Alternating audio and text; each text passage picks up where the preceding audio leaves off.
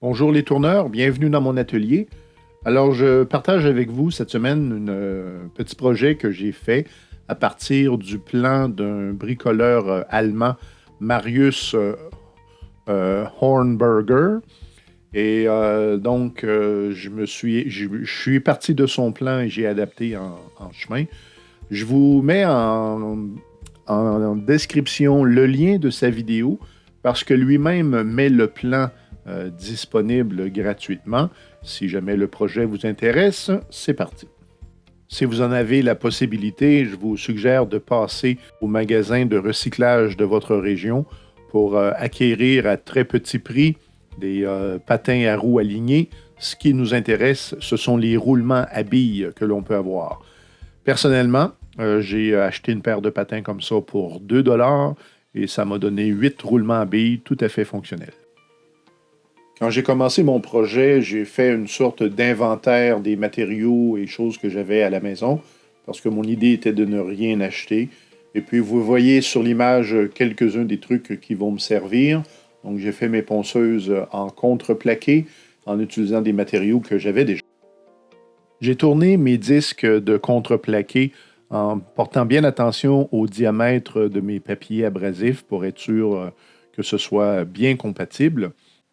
J'ai choisi aussi d'utiliser des écrous à griffes pour pouvoir fixer mes disques, parce que j'en fais quelques-uns, pouvoir fixer mes disques sur un axe qui, en vérité, se trouve à être un boulon. Je m'assure aussi que le plateau en dessous soit bien propre et bien plat, parce que c'est là que je vais coller soit le caoutchouc ou encore mes petites éponges. À ce point-ci, mes plateaux sont terminés. Le diamètre correspond au papier que je possède. Et j'utiliserai des planchettes de jardinerie pour deux plateaux. Et j'utiliserai mes petites éponges Dolorama pour les deux autres. Ces deux matériaux, le caoutchouc et les éponges, sont des matériaux éprouvés. Moi, ça fait plusieurs années que je travaille avec ça et ça m'apporte une complète satisfaction. C'est à partir d'ici que je suis de beaucoup plus proche le plan de Marius. Donc, j'ai découpé ces patrons. J'ai utilisé du bois d'une épaisseur de 50 mm et j'ai suivi ses instructions. Donc, je vous invite à visionner sa vidéo, voir son plan, comment lui fabrique ça. Particularité, donc, mes deux roulements à billes, il y a deux roulements dans la pièce de bois que vous voyez, sont maintenus captifs par un écrou de verrouillage. Le caoutchouc et les éponges seront collés au plateau avec de la colle chaude tout simplement. J'avais du ruban double face, mais comme la colle chaude est plus économique, j'ai décidé d'aller avec ce matériel. Le caoutchouc se ponce très bien au tour à bois, ça donne une belle surface.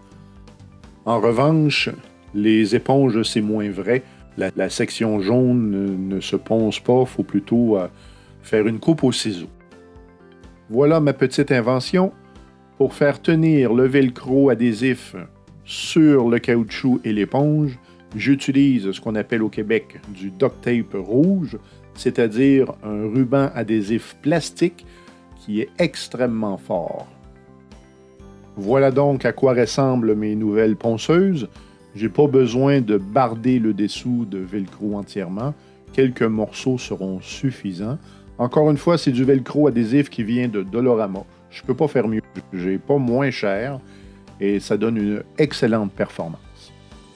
Alors pour le manche, je retourne au plan de Marius, mais comme on n'a pas exactement les mêmes dimensions, je reste attentif. Et ici, ce que vous voyez, c'est la tête, parce que la ponceuse a une tête qui est pivotante. Donc, l'assemblage fonctionne bien. Reste à arrondir maintenant les coins pour qu'on puisse pivoter. Alors voilà, tourneur. Donc, ce que ça donne, la finition n'est pas terminée, mais quand même. Alors ici, j'ai quelque chose qui tourne très facilement. Et puis, si c'est visible à la caméra, j'ai mon écrou de verrouillage, mais j'ai ajouté un autre écrou. Et là, quand je veux installer un plateau, ben dans le fond, là, ça pourrait être le défaut peut-être pour certains. C'est qu'évidemment, si je veux que ce soit assez serré pour pas que ça... Alors, j'utilise une clé qui correspond à mon écrou et là, je viens serrer, donne une bonne pression et là, c'est solide. Et ça me permet de poncer et je suis orientable à fond. Alors, j'ai mes papiers. Donc ici, voilà pour ça. J'installe ça ici. Et là, si j'avais un projet à poncer, un bol par exemple, eh bien, je pourrais manœuvrer, malheureusement. J'ai pas de projet. Je ne peux pas faire la démonstration, mais vous allez voir certainement cet outil. J'y porterai une attention dans les futures vidéos. Voilà, tourneur, c'est tout pour moi. Merci d'avoir visionné. Si encore une fois, il y a quelque chose d'utile pour vous, faites-moi signe, j'apprécie toujours. Et on se dit à bientôt.